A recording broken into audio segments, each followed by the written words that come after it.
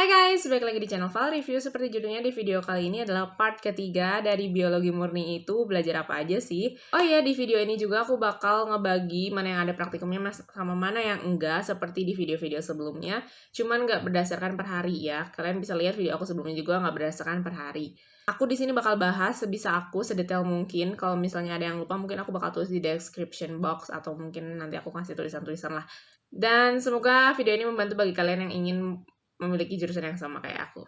So, let's get started. Nah, matkul pertama itu bakal aku awali dengan matkul yang nggak ada praktikumnya. Di semester 3 ini tuh merupakan semester yang lebih mengagetkan, lebih mengejutkan lagi dibandingin semester 2 dan 1 sebelumnya. Karena di semester ini kita belajar 7 matkul dan ada 6 matkul praktikum. Seingat aku sih semua setiap hari ada praktikumnya ya. Waktu itu tuh kita hari Jumat yang full praktikum. Jadi paginya praktikum dan siangnya praktikum lagi, nggak ada teorinya. Matkul pertama itu ada evolusi. Nah, dia melajarin tentang apa?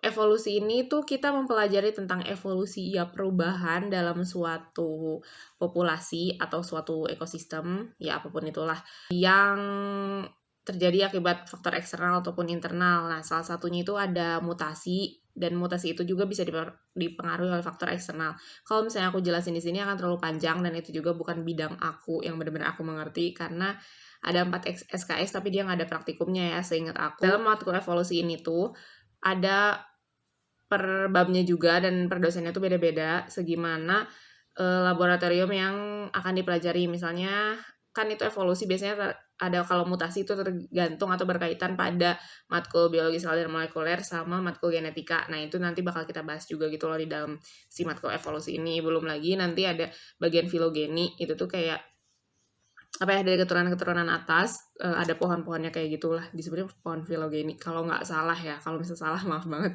Itu kayak bikin agak pusing karena kita benar-benar harus tahu dari dulu tuh asalnya seperti apa. Terus nanti ada analoginya, misalnya di aves atau di unggas itu dia tuh sayap, tapi kalau misalnya di tangan manusia tuh kayak bagian ininya gitu loh.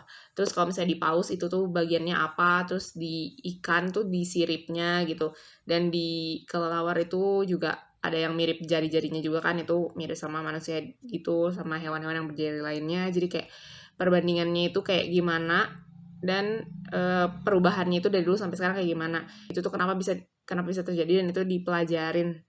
Dan ada gen-gen apa aja yang misal dia delesi atau insersi yang akan mengakibatkan ke fenotip atau yang terlihat appearance-nya, fisiknya itu kayak gimana berubahnya, dan itu tuh gen mana yang berubah dari zaman dulu sampai sekarang ya. Kurang lebih kayak gitu, dan nggak begitu sulit sebenarnya, cuman nggak gampang juga karena harus banyak baca dan harus banyak benar-benar mempelajari apa aja perubahan yang terlihat. As long as I can remember, itu tuh kayak gitu. Oke, sekarang kita lanjut ke matkul yang kedua. Aku bakal bahas matkul dari taksonomi. Nah, di semester 3 ini ada 2 matkul taksonomi. Yang pertama itu adalah taksonomi Cryptogame, dan yang kedua adalah taksonomi Invertebrata. Ini adalah modulnya. Taksonomi Cryptogame adalah taksonomi, atau ya kalian tau lah taksonomi apa, aku udah pernah jelasin di video sebelumnya. Itu tuh kayak susunan organisasi tumbuhan gitu loh, kalau aku ya mengartikan secara sederhananya gitu. Cryptogame itu apa sih? Dia itu adalah tumbuhan tingkat rendah atau tumbuhan tidak sempurna. Kita pertama mempelajari tentang taksonomi Cryptogame itu dikasih tahu ya pengertian-pengertian dasar kayak gitu, dan contoh-contohnya apa aja kalau di teorinya. Nah, itu matkul ada praktikumnya. Aku lupa kalau nggak salah ini 3 apa 4 SKS. Pokoknya dari kalau 3 SKS, 2 SKS-nya teori dan 1 SKS-nya praktikum. 1 SKS-nya praktikum itu 3 jam ya waktunya. Jadi kita tuh waktu itu praktikumnya, aku ini yang jam 1 ya, yang jam siang-siang, habis istirahat, kita praktikum ini. Nah, praktikum Cryptogame ini juga tuh nggak selalu di lab ya, tapi kadang juga kita ke lapangan di arboretum. Jadi kita disuruh nyari tumbuhan-tumbuhan yang dari, apa sih ini, kelompok Cryptogame itu. Nah, buat kalian yang nggak tahu apa bedanya tanaman dan tumbuhan, tanaman itu sesuatu yang ditanam dengan sengaja oleh manusia. Tapi kalau tumbuhan itu yang memang udah tumbuh sendiri di alam gitu secara liar.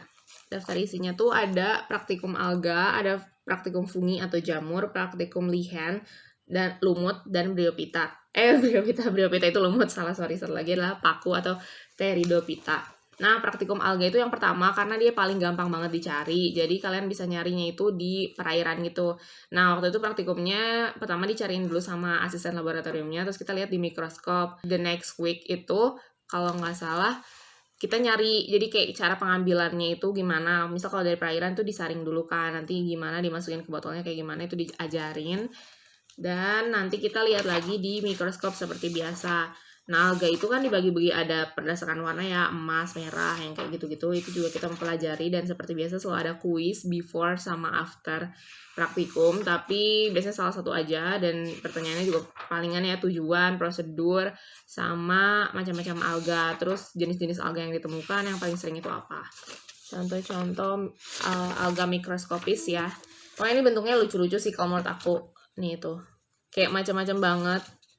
Ya kan ada warna-warnanya juga, dan kalau misalnya di laut tuh biasanya lebih berwarna-warni kan, kalau misalnya di air tawar biasanya lebih ke hijau ya, jadi dia bisa fotosintesis. Nah, alga itu tuh juga dibagi-bagi sih, ada yang termasuk kelompok tumbuhan, ada yang termasuk hewan, tapi yang hewan tuh lebih dikit sih setahu aku ya. Banyaknya sih dia itu termasuk kingdom Plantae ya. Biasanya ini tuh kelihatan di mikroskop di perbesaran 400, di 100 pun kelihatan cuma kurang jelas, tapi di perbesaran 400 itu lebih enak sih lihatnya. Pakai mikroskop binokular aja yang biasa itu juga udah kelihatan kok. Nah, ini adalah salah satu alga yang aku dapet, ya kelompok aku dapetin di perairan yang ada di Unpad. Ini. Dia itu namanya Euglena, jadi dia khasnya tuh ada titik merah gitu di ujungnya. Kita sebutnya si mata ya. Ada juga nih yang kayak batang gitu tuh, ya kan, beda-beda kayak gini. Dan semuanya kita harus ngegambarin, ngasih keterangan, ngasih perbesaran seperti biasa yang suka aku jelasin di sebelum-sebelumnya. Dan kita cari gambar referensi juga dari internet yang memang gambarnya terpercaya. Selain mikroskopis alga juga kita ada makroalga. Nah, ini tuh dapatnya dari awetan. Makroalga itu kasarnya rumput laut sih kalau misalnya di laut. Jadi ini ada berapa macam ya tuh. Ada yang bentuknya punya kayak daun-daun gitu, ada yang kayak gini, kayak rumput laut yang suka buat agar-agar di laut, kalau misalnya kalian mau nyari. Nah, dan kita juga harus nulis, namanya kan taksonomi. Jadi kita harus nulis tatanan si klasifikasinya itu dari kingdom sampai spesiesnya kayak gimana nih, kayak yang udah aku tulis ya. Dan ciri-ciri khasnya itu apa aja. Nah, itu kan alga ya, terus kita belajar jamur juga nih. Jamur tuh ada yang sama, ada yang mikroskopis, ada yang makroskopis. Nih, ini jamur makroskopis yang biasa kita makan. Kayak gini nih, pink kan, ini semi pink peach gitu, dan itu tuh ada nih kalau di fotonya tuh yang kalau bagus gini, dan ini tuh kayak agak semi pink sih kalau misalnya kalian bisa lihat ya, peach itu pokoknya tuh kelihatan. Kalau yang aslinya kan putih ya yang biasa, dan ini kuning. Ada nih sama-sama jamur tiram kok, cuma dia beda warna doang. Nah, terus jamur juga kan ada yang mikroskopisnya ya. Mikroskopisnya biasa lah yang suka dipakai fermentasi kayak buat tempe, kayak Aspergillus wenti, terus Saccharomyces yang kayak gitu-gitu lah, biasa yang ada di ragi. Nah, ini tuh lihen. Lihen itu merupakan simbiosis antara alga sama jamur. Dia biasanya nempel di batu-batuan, di tanah, atau di pohon, kulit-kulit pohonnya yang biasanya kayak burek gitu warna putih-putih hijau. Itu tuh sebenarnya lihen. Macam juga bentuknya, ada yang berjari-jari kayak gini. Ada tuh, aku gambar kayak gini, yang nempel-nempel di batu yang mirip lumut tapi kayak kerak gitu, biasanya itu lihen. Terus kita belajar lumut, macam-macam lumut. Ini adalah part yang cukup seru karena kita juga nyari lumutnya sendiri, dan ada juga yang dikasih sih. Terus bakal lihat pakai mikroskop, bukan yang binokular, aku lupa deh, stereo kalau nggak salah. Pokoknya yang dia buat khusus ngeliat morfologinya kayak lebih jelas gitu loh, kayak di zoom in, benar-benar di zoom in, tapi lihat permukaan luarnya, bukan dari fisiologi atau bagian sayatan dalamnya. Oke, ternyata di sini nggak ada modul buat paku. Aku lupa modul paku aku ngerjainnya mana. Oh, kalau yang paku itu kita pelajarinnya di kertas terpisah, dan aku nggak tahu kertasnya di mana. Soalnya itu ada yang benar-benar beda gitu loh, nggak keprint di sini. Oke, sekian taksonomi Cryptogames. Sekarang aku bakal bahas taksonomi Invertebrata. Ini modulnya warna kuning, nggak aku bungkus karena mager, karena nggak ngerjain di sini juga. Kalian tahu kan invertebrata itu apa? Invertebrata adalah makhluk tidak bertulang belakang. Itu sebenarnya pembagiannya ada banyak. Dia juga ada yang mikroskopis dan ada yang makroskopisnya juga. Itu cuma modul buat teori, kita ngapalin untuk kuisnya doang. Nah, tapi kita ngerjain gambar dari praktikumnya itu di buku gambar A3 kayak gini, dibungkus koran karena memang aslipnya yang minta. Aku nggak cukup satu ya buat satu semester, jadi aku punya 2. Yang pertama dipelajarin adalah mikroskopisnya dulu. Oke, ini dilipat ya karena ribet kalau misal kertas. Nih yang mikroskopisnya sumpah ini renyek banget kan ya, kayak padat banget aku gambarnya. Karena biar cukup aja, terus dikasih sama aslabnya satu halaman itu dibagi buat 6 spesies. Tapi makin sini aku kayak makin jijing lihatnya karena terlalu padat. Jadi nanti aku bagi jadi satu halaman itu 4 spesies doang. Nah, ini agak annoying karena satu praktikum itu bisa sampai lebih dari 10 spesies satu kali praktikum. Dan itu tuh nyebelin. Susah ngapalinnya, apalagi waktu bab cacing itu tuh kan harus kita pelajarin siklus hidupnya juga, dan fase-fase cacingnya itu per fase hidupnya itu ada si awetannya, jadi kita harus lihat. Nah, contohnya itu ada ini nih, paling sering itu si kelasnya Ciliata, jadi dia itu punya silia untuk gerak di seluruh permukaan tubuhnya. Biasanya itu namanya paramecium, yang kayak sendal gitu loh. Kalau misalnya kalian belajar waktu SMA juga pasti tahu lah, dia kayak hobi banget muncul. Ada yang lain-lain juga. Pokoknya kalau misalnya ini di kesehatan biasanya dibahasnya di parasitologi. Ini bentuknya kayak cumi, padahal ini bukan cumi. Pindah ke yang makroskopisnya kayak gini. Ini ada ubur-ubur juga tuh yang aku warnain biru. Kayak terumbu karang, dia itu kan termasuknya hewan ya. Nah, yang terumbu karang ini tuh banyak banget. Contohnya tuh ini kayak koral-koral yang biasa kita lihat di SpongeBob itu. Dan kayak siklus hidup dan cara dia bernafas itu gimana. Ada ini adalah bagian cacing-cacing, warnanya merah semua. Terus ada lintah, ada cacing pita, ada seluruh cacing, ada cacing tanah juga. Banyak deh pokoknya. Dan ini kelihatan kan tuh, ini kayak ini pacet. Nah, terus ini kita belajar yang ada di laut kayak kerang-kerangan. Ini yang buat main bekel. Terus ada keong tanah gitu ya, yang biasa siput tanah, siput. Terus ada abalon, ada cumi, pokoknya krustase kayak cumi bukan krustase, ada udang, lobster kayak gitu-gitu, semua ikannya ada juga kayak ada tutut juga, terus gurita ya kayak gitu lah. Kalau ini kayak gini. Nah, ini tuh belum kelar ya, ini biasanya sampai UTS doang. Dan yang keduanya itu nih, ini kayak nyamuk. Nah, ini yang biasa disebut parasitologi, tapi tadi yang cacing juga sama sih. Terus kayak bintang laut deh, gitulah pokoknya. Kutu sama pinjal juga yang di manusia sama di kucing kita bahas juga. Setelah itu kita akan pelajari struktur fisiologi hewan yang kedua, karena di yang semester kemarin yang ke-1 kan. Dia itu belajar apa ya, sama aja sih. Nggak sama aja sih, lebih ke ada analitik dari kimianya. Lebih kompleks karena every single detailnya dibahas. Kayak ini kayak lidah terus ada lidah kan titik-titik itu. Nah, per titik-titiknya itu bentuknya beda-beda, itu tuh dibahas. Terus sistem urinaria juga, terus kayak jantung, sistem peredaran darah. Wah, bagus juga gambarnya. Oke, muji gambar sendiri. Kayak bedahan tikus gitu. Sama nanti kalau di Sufis 12 itu ada sel darah, jadi kita ngitung sel darah sama trombositnya kalau nggak salah ya. Terus proses pembekuan darah juga di sini, seingat aku proses pembentukan urin juga di sini, tapi kita pakai yang dari tikus tuh ya. Sama ini ada manekinnya juga. Apa sih, bukan manekin ya disebutnya, nggak tahu lah itu. Oh, yang nanti kita periksa urin juga, ada kristalnya apa aja. Terus organ reproduksi juga kita pelajarannya di Sufis 2. Dan berbagai macam kelenjar juga kita pelajarinya di sini. Agak lebih ribet sih daripada sebelumnya. Oh ya, nanti juga bakal ngebedah burung, jadi kita bisa ngebedain sistem pernapasannya. Jadi kayak lebih ke sistemnya gitu loh kalau di yang kedua tuh. Sistem pernapasan antara mamalia dan unggas itu bedanya apa, dan ikan juga bedanya gimana. Terus ada mikrobiologi lingkungan. Nah, ini tuh modulnya warna hijau. Sebenarnya modulnya juga nggak begitu ngaruh sih. Jadi kita kayak contoh laporan per minggu kita ngerjain apa aja. Mikrobiologi lingkungan itu lebih ke concernnya ke lingkungan. Jadi kita kayak ngambil sampel dari lingkungan Unpad, ada arboretum itu khusus bentuk biologi, dan jurusan lain juga yang IPA-IPAan, tapi biasanya biologi. Di situ kita ngambil air, jadi dibagi per kelompok itu ada yang ngambil air, ngambil tanah, ngambil daun, sama ngambil batang kalau nggak salah, sama ngambil akar. Dan kelompok aku dapatnya daun, jadi kita ngebahas bakteri apa aja sama jamur apa aja yang terdapat dalam daun itu. Kita kembangin sendiri dan mengetahui lingkungan itu sehat atau enggak, kurang lebih kayak gitu. Terus per minggunya kita kayak laporan. Jadi sebenarnya ini mikrobiologi lingkungan itu nggak seberat mikrobiologi dasar di semester sebelumnya. Menurut aku sih oke-oke aja, karena aku cuma nulis laporan per minggu, apa aja yang tumbuh di cawan Petri untuk jamur, apa aja yang tumbuh di cawan Petri untuk bakteri, dan gimana cara pengerjaannya. Terus itu kan kelompok besar juga, jadi kita kayak tukeran data. Jadi dalam satu kelompok besar itu ada yang ambil air, tadi yang aku sebutin, air, tanah, dan segala macam.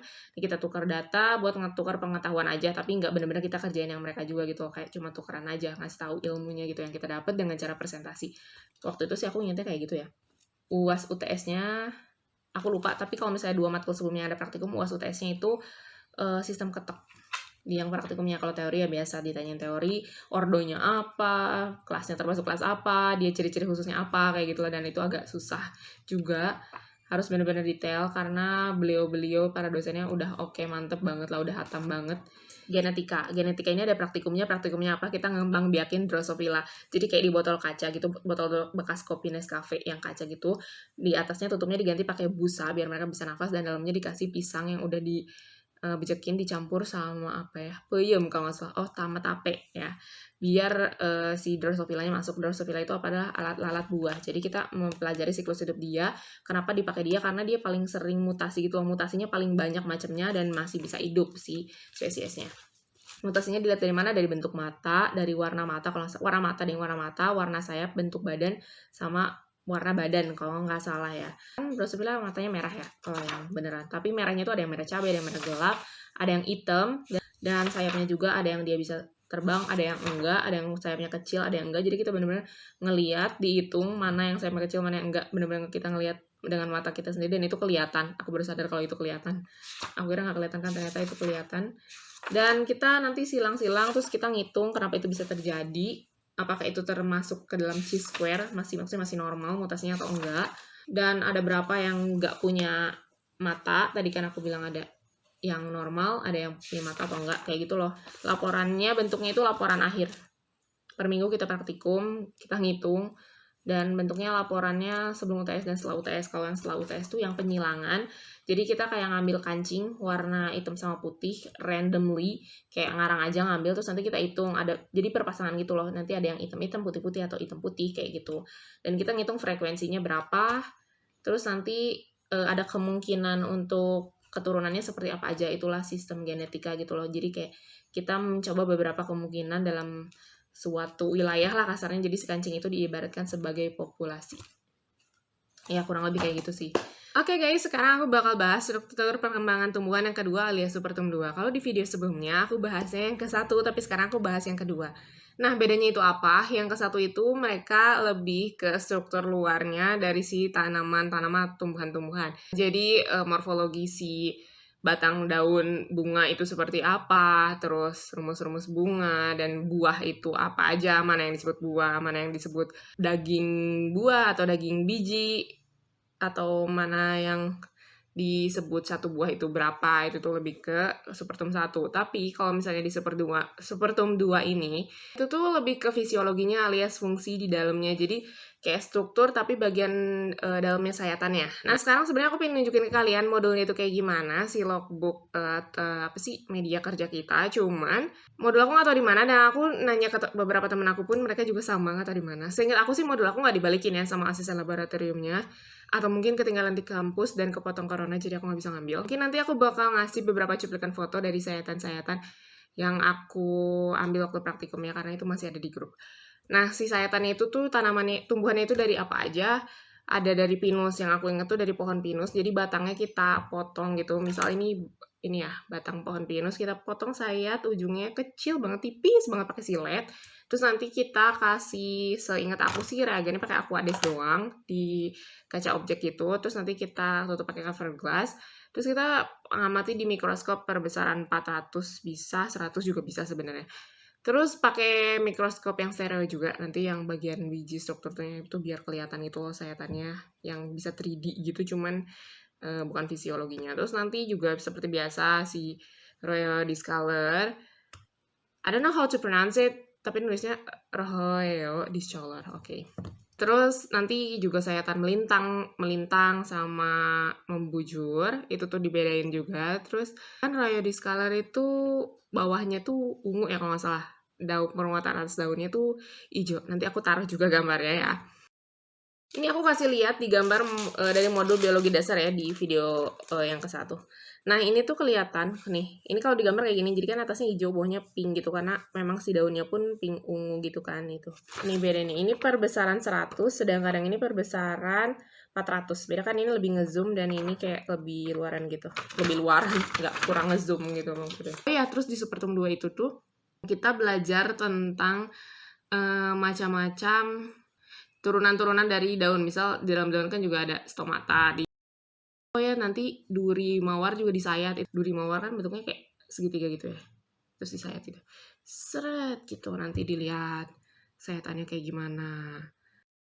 Seperti dulu kurang lebih belajarnya kayak gitu, dan seperti biasa itu dibagi kelompok besar, satu kelompoknya almost 20 orang. Kebaikan Aslep tergantung Aslep masing-masing ya, namanya juga manusia, pasti sikapnya beda-beda. Ya kurang lebih kayak gitu sih, sorry banget aku nggak bisa nunjukin, tapi aku sebisa mungkin explain ke kalian, semoga kalian paham. Dan ini udah mau masukin semester 3 juga, atau semester ganjil. Selamat buat kalian yang keterima sebagai mahasiswa baru di angkatan corona ini. Dan selamat menempuh semester 3 atau semester 5 atau semester 7 buat kalian yang sekarang lagi berusaha untuk mendapatkan nilai yang terbaik.